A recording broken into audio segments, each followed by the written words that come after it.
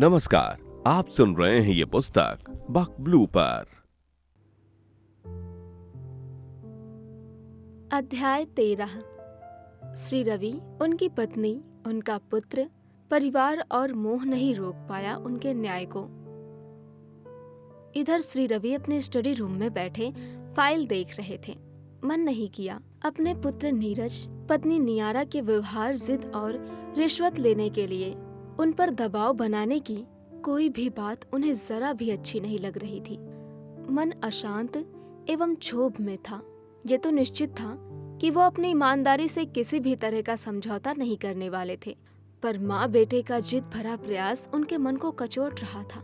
बाहर में अपने कर्तव्य निष्ठा और ईमानदारी के लिए जाने जाते थे। उनकी माँ और पिताजी ने उनको ये संस्कार दिए थे। उन्होंने अपनी पुरानी पुश्तैनी सभी जायदाद ट्रस्ट में दे दी थी। इतना बड़ा त्याग था, कोशिश थी, उनका अपना सपना था ईमानदार जज बनकर देश और समाज की न्याय सेवा करने का, और जिसके लिए उनके प्रयास सही दिशा में जा रहे थे। जब से उन्होंने एडीजे का कार्यभार संभाला था, तब से अब तक उन्होंने सच और ईमान का साथ सदैव दिया था। अपने परिवार का पालन पोषण बखूबी, ईमानदारी और बिना किसी गलत आमदनी के सुचारू रूप से करते आ रहे थे। पत्नी ने पहले भी रिश्वत के लिए प्रोत्साहित करने के प्रयास जरूर किए थे, पर तब भी वो कभी भी विचलित न होकर सच्चाई और ईमानदारी नहीं छोड़ी। कोई समझौता नहीं किया, कभी नहीं, किसी से भी नहीं, किसी प्रकार का नहीं। न वो प्रोत्साहित हुए न विचलित।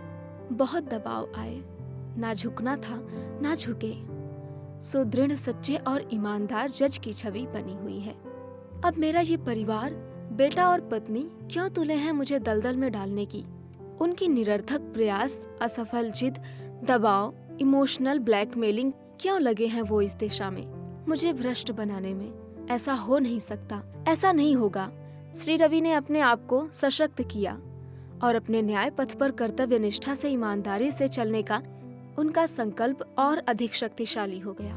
उन्हें अपने कार्यकाल की वो घटना आज याद आ गई जब वो जिला जज थे और एक केस में स्टेट कैबिनेट होम मिनिस्टर का बेटा आरोपी था। उस केस में उन पर तरह तरह के दबाव आए थे।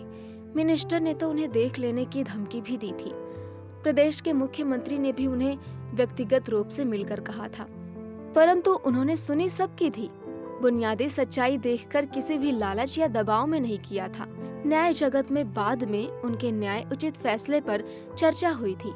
श्री रवि को याद आ रहा था, स्टेट के होम मिनिस्टर ने उन्हें डराते हुए इस केस को रफा दफा करने के लिए उन पर पहले अपने उप मंत्री और फिर स्वयं उन्हें अप्रोच करते हुए कहा था। होम मिनिस्टर प्रदेश, श्री रवि डिस्ट्रिक्ट जज बोल रहे हैं। हम नवजोत सिंह। श्री रवि, नमस्कार सर। श्री रवि, नवजोत सिंह, हम होम मिनिस्टर प्रदेश। श्री रवि, आपने हमें कैसे याद किया? नवजोत सिंह, आपके पास हमारे भतीजे का केस है। श्री रवि, जी सर। नवजोत सिंह, आपसे हाथ जोड़कर गुजारिश करते हैं, उसे बचाएं, केस रफा दफा कर उसे जिताएं। श्री रवि, मान्यवर, क्या आप हमें न्याय संगत फैसले लेने से मना कर रहे हैं? नवजोत सिंह, हम ऐसा कह नहीं रहे, हम ऐसा कह नहीं रहे हैं, बस हमारा भतीजे को बचा दीजिए।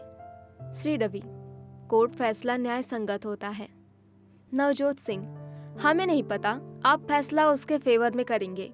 श्री रवि, मान्यवर। नवजोत सिंह, जज साहब, फैसला हमारे के फेवर में ही करना होगा। श्री रवि, मान्यवर, आप सीनियर हैं, हमारे प्रदेश के गृह मंत्री हैं, आपका सम्मान करता हूँ और आपको विश्वास दिलाता हूँ फैसला न्याय संगत और सच्चाई पर ही होगा। धन्यवाद। इसके बाद इसी केस के बारे में सब तरह दबाव बनाने की कोशिश हुई, पर केस का फैसला आया, न्यायोचित सच्चाई पर आधारित सब चर्चा भी हुई। अंततः इस केस को हाई कोर्ट और सुप्रीम कोर्ट में भी लाया गया, परंतु सभी स्तर पर उनका ये फैसला हाई कोर्ट, सुप्रीम कोर्ट ने भी बहाल रखा। दोषी को सजा मिली। उनको उस समय आश्चर्य भी हुआ था जब प्रदेश के होम मिनिस्टर का फोन आया और उन्होंने उनके स्टैंड और न्याय संगत फैसले की भूरी भूरी प्रशंसा की। श्री रवि ने कुछ नहीं कहा तो बस इतना, धन्यवाद, आप सच्चाई और ईमानदारी की इज्जत कर रहे हैं। ये सोचते हुए वो तंद्रा से जागे और अपना निश्चय अटल कर लिया। नीरज नियारा का भ्रष्टता का प्रयास सफल नहीं होने देंगे। केस तो राघव राय वर्सेस नेशन सरकार सच और ईमानदारी का ही प्रसंग होगा। मतलब दूध का दूध, पानी का पानी बेस पर ही होगा। ये निश्चय, ये धारणा और मन में सोचकर श्री रवि कुछ देर बाहर लॉन में जाकर बैठ गए। मन नहीं लगा। वो फिर खिन्न मन से उठकर कुछ देर बाद उठकर फिर अपने स्टडी रूम में जाकर बैठ गए। श्री रवि को यकीन नहीं हो रहा था कि उनके घर में, परिवार में ऐसी स्थिति हो सकती है। उनका पुत्र और पत्नी के मन में भ्रष्टाचार लीन है और वे भरसक प्रयास कर रहे हैं उन्हें भ्रष्टाचार अपनाने के लिए। स्पष्ट रूप से दबाव बनने में लगे हुए हैं। उनकी कर्तव्य निष्ठा और ईमानदारी का उनके मन में कोई रिस्पेक्ट नहीं है। उनका उन दोनों का एकमात्र उद्देश्य लगता है। क्या उनका एकमात्र उद्देश्य उनको पथभ्रष्ट करके रिश्वत लेने के लिए पूर्णतः लीन है? क्या करें? अब श्री रवि बेचैनी के साथ सोच रहे थे। ऐसा क्या करें जो उनका पुत्र नीरज और पत्नी नियारा को भ्रष्टाचार से हटाकर भ्रष्टाचार नहीं, सत्याचार की बात करें, ताकि उनकी वैल्यू और चरित्र पर कोई भी किसी भी प्रकार असर न पड़े। बहुत देर तक गंभीर मुद्रा में गहन चिंतन करने के बाद श्री रवि, अब समय आ गया है और दूषित ना हो। उन्हें पतन से भी बचाया जाना और उन्हें ईमानदारी से भटकने से रोकना होगा। उन्हें उनकी कुलसित मानसिक विचारधारा से हटाकर सत्य और ईमानदारी के रास्ते पर लाना होगा। भ्रष्टाचार करने की सोचना भी भ्रष्टाचार को अपनी विचारधारा में लाना है। श्री रवि स्वयं में सत्य, निष्ठा और ईमानदारी के प्रतिमूर्ति थे। कतई नहीं चाहते थे उनका अपना पुत्र, पत्नी इस प्रकार ईमानदारी को ताक पर रखकर भ्रष्टाचार के लिए उन्हें किसी भी तरह का प्रयास करे, उकसाए। श्री रवि ने काफी कश्मकश के बाद मन में अशांति को शांति और निर्णय की दृढ़ता के लिए बिरला मंदिर जाने का प्रोग्राम बनाया और अपनी पत्नी नियारा और पुत्र नीरज को साथ चलने को कहा। आज कुछ अजीब माहौल था घर का। नियारा और नीरज दोनों ने टाल मटोल की। श्री रवि ने उन्हें इससे ज्यादा आग्रह नहीं किया और स्वयं बिरला मंदिर चले गए। मंदिर पहुंचकर कुछ समय वहां मनन किया और मंदिर से वापस आकर घर में कुछ विश्राम किया। श्री रवि अब अपना मन बना चुके थे कि किसी प्रकार का कठोर निर्णय अपने पुत्र और पत्नी को बताया जाए, ताकि वे दोनों इस गलती, भ्रष्टाचार के लिए प्रेरित करने और रिश्वत स्वीकार करने के लिए उत्प्रेरित करने से बाज आए। परंतु उस दिन ऐसा नहीं हो सका। नीरज व नियारा ने श्री रवि से कोई बात नहीं की, न ही अवसर दिया। घर में नाराजगी का माहौल बना रहा। श्री रवि ने भी मौन रहना ही उचित समझा। पर ये क्या, अगले दिन जब श्री रवि कोर्ट जाने के लिए तैयार हो रहे थे, अचानक नियारा ने गृह कलेश करते हुए उनसे क्रोध भाव के साथ कहा, देखिए, आप हमारी बात नहीं मानेंगे तो हम दोनों ये घर छोड़कर चले जाएंगे। रहना अकेले अपनी ईमानदारी के साथ, हम नहीं रहेंगे। इसे कहते हैं त्रिया चरित्र। बिना कुछ कहे वो कोर्ट के लिए निकले।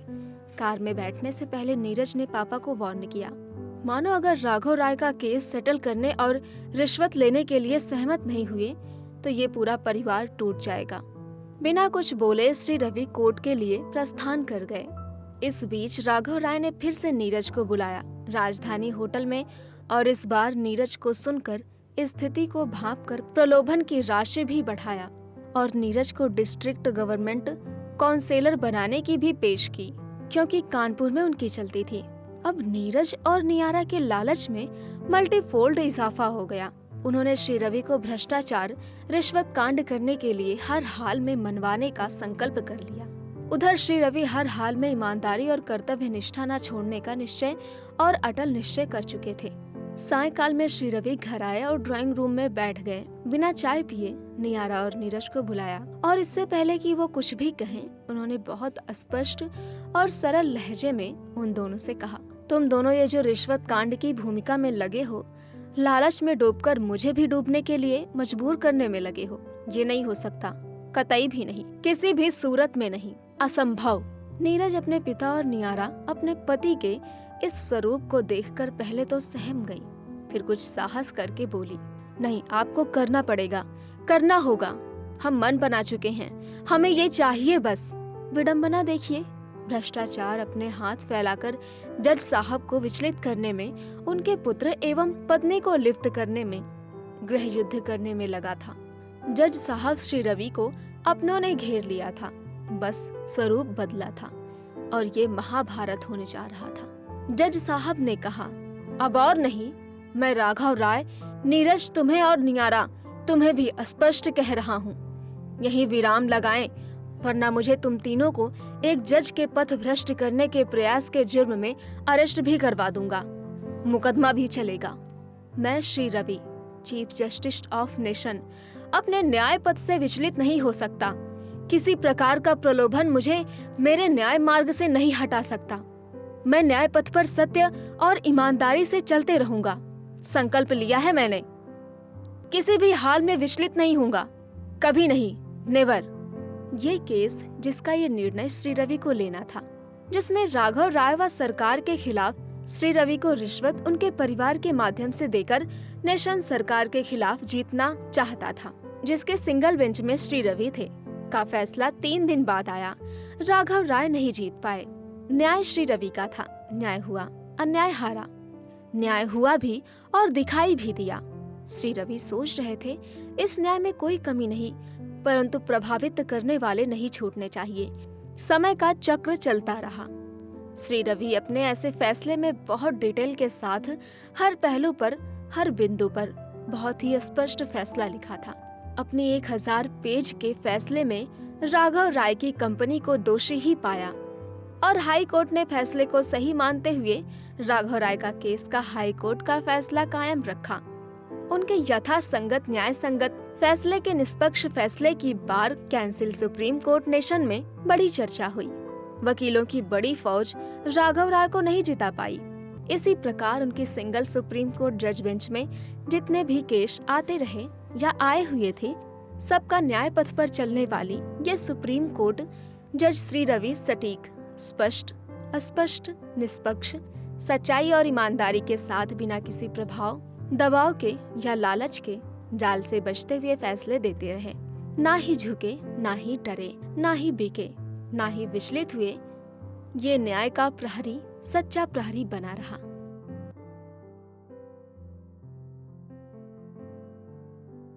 अभी आप सुन रहे थे ये पुस्तक बक ब्लू पर। आपको ये किताब कैसी लगी कमेंट में हमें जरूर बताएं। साथ ही स्क्रीन पर दिए गए सभी प्लेटफॉर्म्स पर हमको फॉलो करना ना भूलें। धन्यवाद।